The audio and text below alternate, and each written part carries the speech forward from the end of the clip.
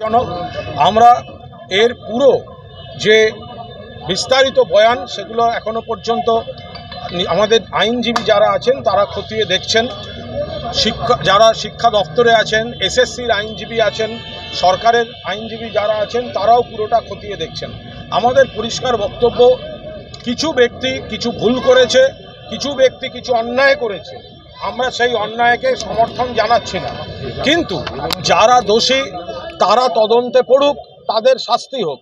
কিন্তু যারা যোগ্য প্রার্থী, সরকার মমতা বন্দ্যোপাধ্যায়ের নির্দেশে আপ্রাণ চেষ্টা করেছে যে যারা যোগ্য প্রার্থী তাদের চাকরির দরজাটা খুলে দেওয়ার। আমরা কখনো দুটো বিষয়কে মেশাতে চাইনি। যারা অন্যায় কাজ করেছে, অন্যায় করেছে, পাপ করেছে, আমরা তার নিন্দা করছি, কিন্তু যারা একসঙ্গে গোটা বিষয়টা নিয়ে রাজনীতি করছিলেন, আমরা বারবার বলেছি যারা অন্যায় করেছে তাদের শাস্তি হোক, কিন্তু যারা যোগ্য প্রার্থী, যাদের কোনো ভুল নেই, তাদের জন্য যেন চাকরির দরজা বন্ধ না হয়।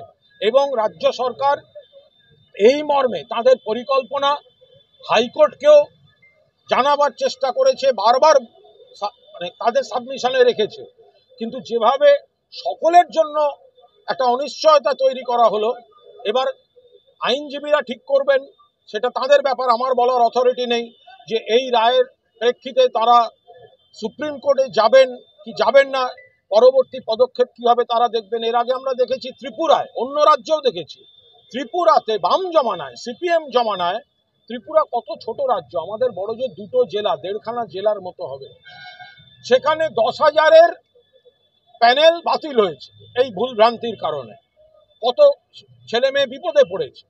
তো এখন এই জায়গায় দাঁড়িয়ে আমরা বারবার বলছি যে যোগ্যদের চাকরির দরজাটা খুলে রাখা হোক। আদালতের রায় কিন্তু যোগ্যদের প্রতি সুবিচার হয়নি, বা ভুল সংশোধন করে সরকার যে চেষ্টাটা করছিল সেটাকেও আদালত সেই চেষ্টাটার মাধ্যমে যে ছেলে মেয়েদের যে উপকার হতো সেই উপকারের দরজাটা আদালত খুলে রাখেননি, ফলে এই জায়গা থেকে এই রায় দুর্ভাগ্যজনক। একটা কথা বলি যে গত সপ্তাহে আমরা বিরোধী দলনেতার মুখে শুনেছিলাম বোমা পড়বে, তৃণমূল বেসামাল হয়ে পড়বে। উনি কি এই বিষয়ের ওপর কোনো ইঙ্গিত করেছিলেন? আমি জানি না উনি কি বলেছেন, কিন্তু যদি কোনো বিজেপি নেতা আগাম পূর্বাভাস দেয় এবং তার পরিপ্রেক্ষিতে তারপরে দেখা যায় হাইকোর্টে কোনো রায় হচ্ছে, তাহলে তারপরে যদি কেউ বলেন যে যারা বোমা ফেলবে বলছে, তাহলে বোমার সূত্রটা, বোমার বাঁধার কাজটা হয় বিজেপি অফিসে বসে হয়েছে, নয় হাইকোর্টের উঠোনে বসে হয়েছে। যদি যোগসূত্র কেউ আবিষ্কার করেন বা খুঁজে পান, তিনি তো অন্যায় করবেন না। যদি এই বিষয়টাকে ইঙ্গিত করে কেউ বলে থাকেন বোমা পড়বে, তাহলে বোমাটা বাঁধা হলো কোথায়? হয় বিজেপি অফিস থেকে বেঁধে হাইকোর্টে এসছে, আর নইলে হাইকোর্ট থেকে বেঁধে বিজেপির কাছে গেছে। এই দুটোর মাঝামাঝি তো কিছু হতে পারে না। এখন কি ভেবে কি বলেছিলেন তাদের ব্যাপার। আমরা আইন, হাইকোর্ট, বিচার ব্যবস্থার প্রতি সম্মান করি, কিন্তু এই রায়টা যোগ্য প্রার্থীদের জন্য রাজ্য সরকারের যে চেষ্টা সেটা সফল হওয়ার ক্ষেত্রে প্রতিবন্ধক হয়ে গেল। Thank you.